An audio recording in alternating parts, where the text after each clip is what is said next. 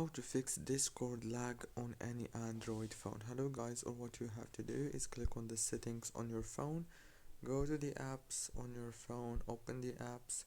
Now you have to wait a few seconds, and after that you have to scroll like this, and when you scroll you will find the Discord app right here like this. Where is it?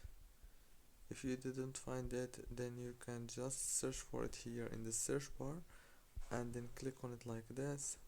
Click on the force stop option to stop running the app in the background of your phone, and then click on the permissions.